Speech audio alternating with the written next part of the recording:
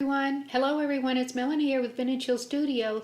Let's go on an adventure together. What do you say? Today's card is using real leaves to make an impression with acrylic paints.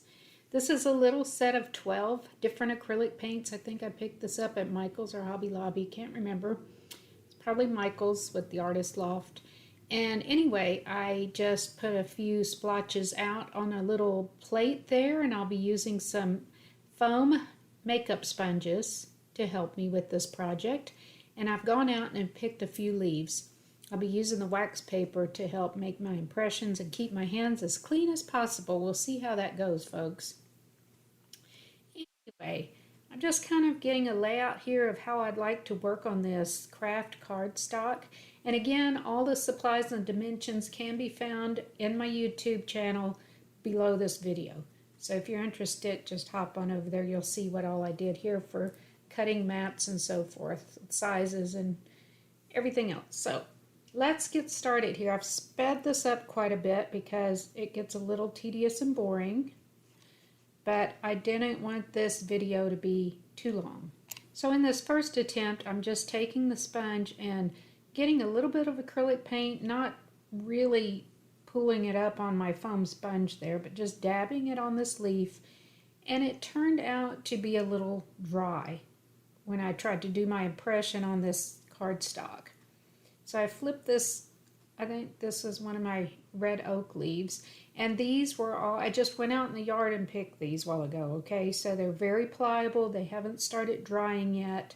I've got the vein side facing the paper because you want that detail to come through on your paper, and then I'm using that wax paper over the top and giving it a little push with the brayer.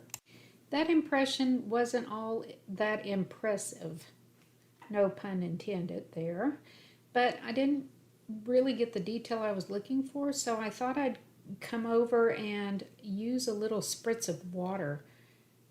I'm going to give that a try, and then I'm going to mix the colors around a little bit, just playing here.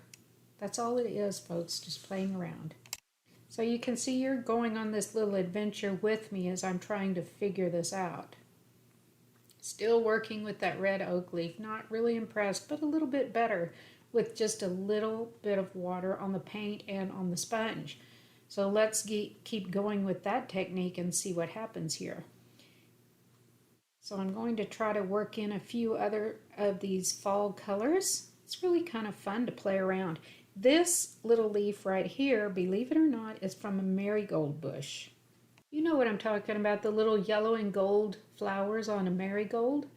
That is the leaf from the foliage from a marigold plant. And look at the impression I get. It's so much more detailed. So I'm going to keep going with that once or twice here, just using different colors, and it will look a little bit different on your impressions. But now I'm getting a little more excited because it's working the way I envisioned it to work. Look at those impressions, much better. So again, if you just pounce up and down and don't drag it with your makeup sponge, I think it'll work better on those finer leaves. Now this next one I'm using is actually going to be a Nandina leaf. From this beautiful, evergreen bush, the Nandinas. This also leaves a great impression.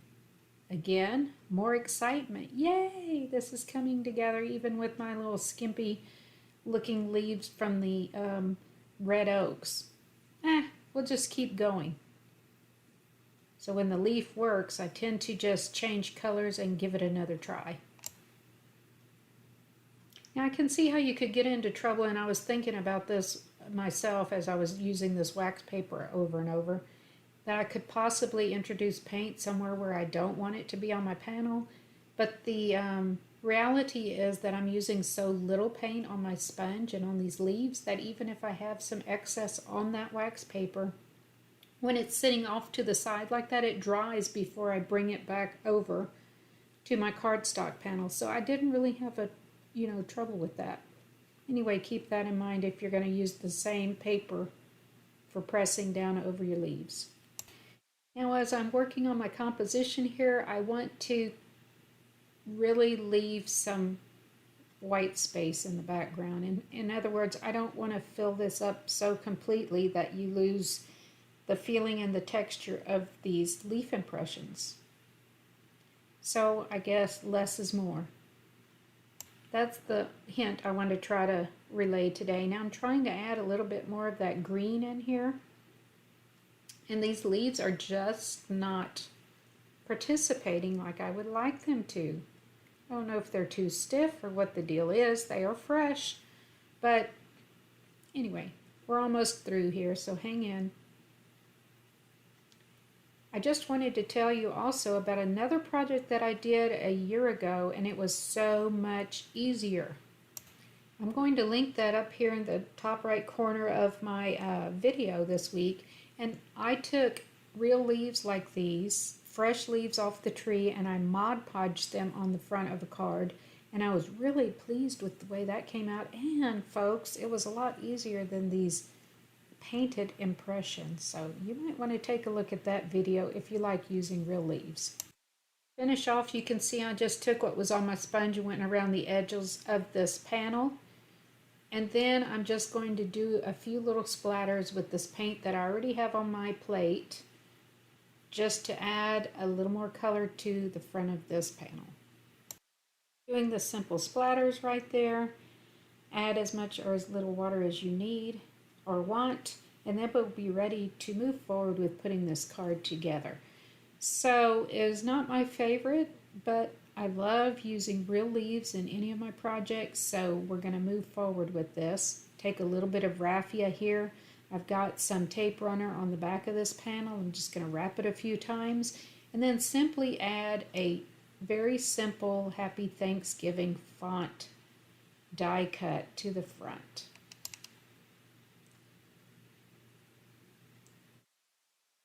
So if you like playing with leaves and paint, maybe you want to give this a try.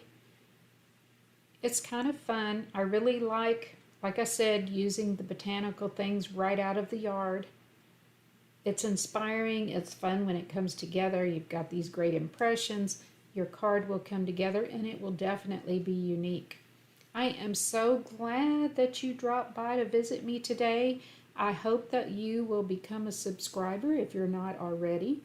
If you are new to the channel, there is a subscribe. If you're looking at this from your laptop, it's down in the right-hand corner of this video or on my YouTube page below the video itself. It says subscribe. If you're returning or a new subscriber, it doesn't matter to me, and you want to say, hey, give me a hello, leave me a comment, give me a thumbs up on the video, and I hope you get inspired to look around your yard and see what you might find.